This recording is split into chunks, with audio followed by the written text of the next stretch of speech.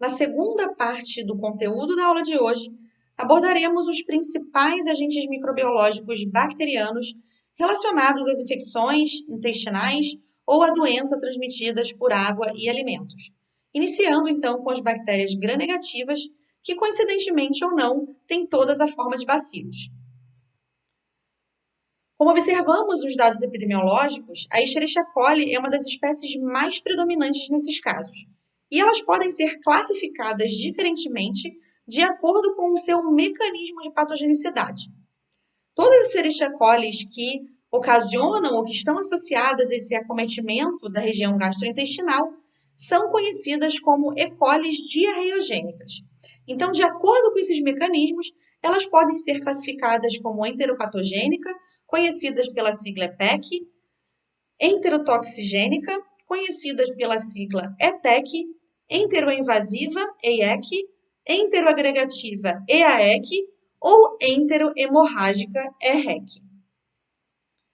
Aqui na aula de hoje, eu não vou me ater a explicar todos esses mecanismos que estão representados aqui nessa imagem, mas é importante que vocês saibam que cada uma dessas classificações vão estar associadas a mecanismos de interação diversos com os receptores dos enterócitos na região intestinal, sendo a grande maioria dos casos estabelecido uma infecção onde a bactéria consegue colonizar essa região.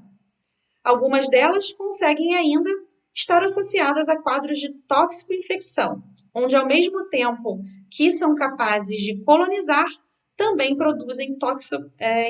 toxinas, que estão relacionadas, então, aos sinais e sintomas do paciente. No caso da EPEC e da ERHEC, a gente vai ter um mecanismo de patogenicidade bem conhecido e comum a elas, que se chama lesão AE, que promove uma formação de um pedestal na região das células intestinais e que vão promover uma destruição desse epitélio, acometendo, então, o mecanismo fisiológico de absorção de água e nutrientes, estando esse relacionado ao quadro diarreico intenso. Nessas figuras aqui, estão representados uma microscopia de interação bacteriana com a região intestinal. Então, a figura aqui do lado esquerdo, ela está representando a Escherichia coli se aderindo inicialmente às células do hospedeiro. Então, já foi descrito que ela usa, por exemplo, a pile de superfície para esse primeiro reconhecimento de receptores na superfície dos enterócitos. E, em seguida, através de uma comunicação aqui a partir dessa interação da bactéria com as células do hospedeiro, a bactéria consegue mobilizar os filamentos de actina para a formação de uma estrutura em pedestal, que a gente pode ver nessa figura aqui do meio, onde esse enterócito, essa célula intestinal, ela sofre uma modificação na sua estrutura, formando essa protuberância na sua superfície. Aqui a gente pode ver as bactérias também interagindo na superfície dessa estrutura chamada de pedestal. Nessa figura da direita, a gente consegue ver melhor essa dinâmica, onde a gente tem aqui as microvilosidades intestinais sem o acometimento pela infecção bacteriana, então elas estão aqui com uma carinha mais normal, vamos dizer assim. Aqui a gente já tem algumas bactérias se aderindo ao tecido e já causando, com essa formação de pedestal, que está aqui representado pela letra P,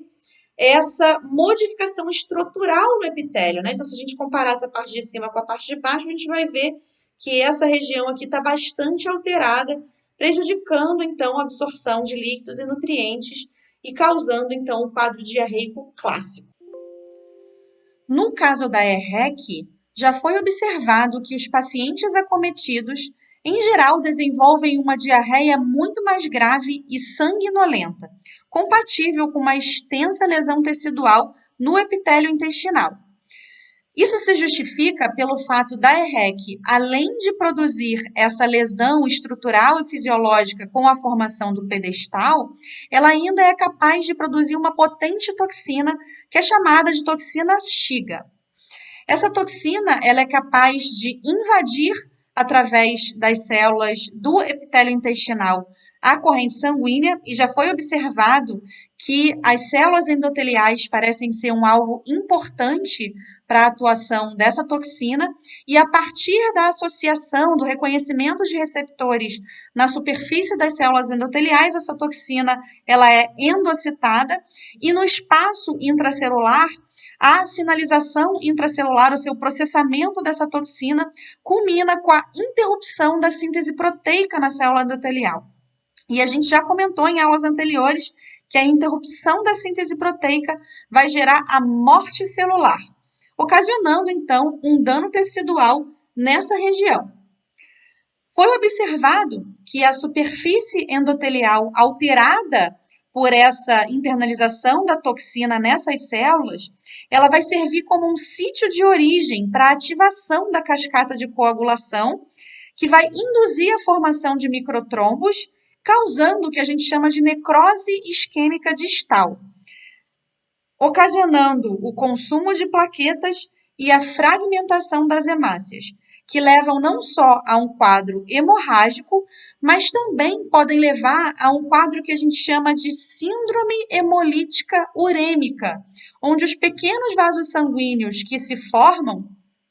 os pequenos coágulos sanguíneos, que se formam, vão bloquear pequenos vasos sanguíneos por todo o corpo, especialmente na região renal, mas também pode haver um impacto na região do coração e na região do sistema nervoso central, causando um impacto também nesses tecidos.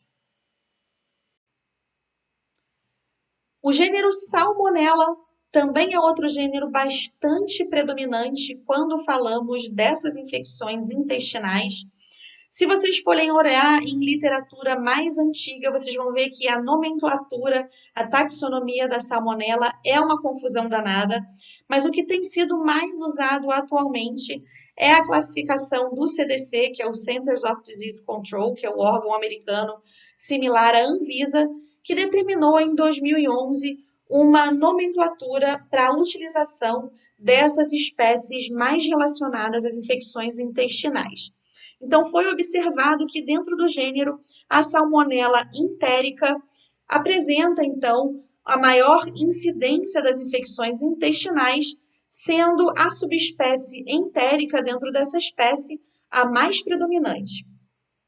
Dentro dessa salmonela entérica, subespécie entérica, a gente pode ter a classificação entre sorogrupos ou sorotipos, que podem ser denominadas de salmonelas não tifoides, que correspondem ao sorotipo Enteritidis, que é conhecida na literatura comumente como Salmonella enteritidis, embora essa aqui não seja uma espécie, seja o sorotipo, ou o sorotipo Tifimurium. Além disso, dentro da Salmonella entérica, subespécie entérica, temos ainda os chamados sorotipos tifoides, que são representados pelo sorotipo TIF ou paraTIF, também sendo determinados comumente na literatura como Salmonella TIF ou Salmonella paraTIF. As salmonelas não tifoides estão mais relacionadas à infecção do trato intestinal e replicação mais local, onde a bactéria, através de interações com as células dessa região, através de múltiplos receptores que estão aqui representados por esses sinais coloridinhos na superfície da bactéria, consegue então também causar uma alteração na dinâmica estrutural e fisiológica da absorção de líquidos e nutrientes, que vão estar associadas majoritariamente com gastroenterites. Então, aqui, quando o paciente é acometido por essas salmonelas não tifoides, como, por exemplo, a salmonela do sorotipo Tifimurium, o paciente vai manifestar, na grande maioria dos casos, a diarreia clássica e aguda. Apenas na progressão da doença, em alguns casos mais raros e esporádicos, a bactéria consegue invadir e causar uma infecção disseminada. De forma oposta, de uma maneira diferente,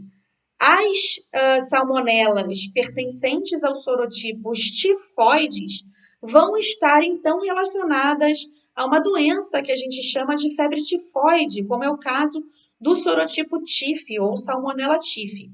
Nesse sentido, essas bactérias elas têm uma característica extremamente invasiva. Então, ela não se replica muito na região do trato aqui intestinal, né? O que vai acontecer é que elas são capazes de invadir rapidamente para tecidos adjacentes, principalmente através de células M. Elas conseguem cair, então, na corrente sanguínea e no sistema linfático, e já foi observado que a Salmonella tif, ela consegue se replicar muito bem, não só na região da medula óssea, mas também na região da vesícula biliar, sendo esse um dos principais reservatórios da Salmonella tif em casos de febre tifoide. Eventualmente, essa bactéria ela pode, através das secreções da vesícula biliar, migrar novamente para a região do lumen intestinal e ser excretada através das fezes, o que contribui para a transmissão fecal-oral dessa bactéria. Aqui no caso da febre tifoide, o quadro clínico mais marcante vai ser mesmo a febre prolongada, mas vários outros sinais clínicos podem estar associados. Por exemplo, o mal-estar, a prostração e a cefaleia, bem como sintomas intestinais, que são um pouco mais raros, como a constipação e os quadros diarreicos, incluindo a diarreia com sangue, distensões abdominais, por exemplo, também podem estar presentes.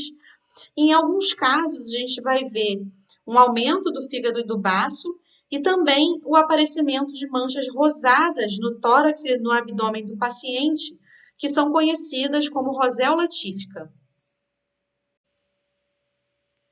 Para vocês aprenderem de uma forma mais prática e interessante em como a febre tifoide acomete os seres humanos, eu sugiro que vocês conheçam a história de uma irlandesa chamada Mary Mallon, que viveu a maior parte da sua vida em Nova York, nos Estados Unidos, e trabalhou como cozinheira durante grande parte da sua vida. A Mary Mallon ficou conhecida como Maria Tifoide porque ela era colonizada de forma assintomática pela bactéria Salmonella do sorotipo tif e, por isso, ao cozinhar, ela transmitia para muitos hospedeiros essa bactéria. A atuação da Mary Mallon ficou associada ao acometimento de mais de 50 pessoas pela febre tifoide,